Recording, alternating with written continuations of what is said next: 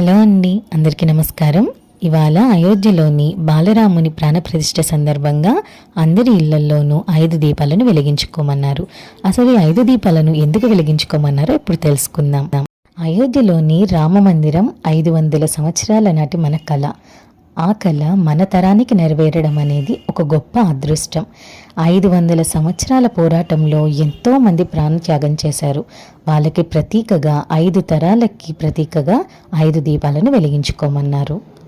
ఈ దీపాలు వెలిగించుకునేటప్పుడు రామనామ స్మరణతో 2 గుమ్మం దగ్గర, 2 దేవుడి దగ్గర, 1 తులసి కోట దగ్గర, లేదు అనుకునే వాళ్ళు ఇలా 5 దీపాలని దేవుడి దగ్గర వెలిగించుకోండి. జై శ్రీరామ్.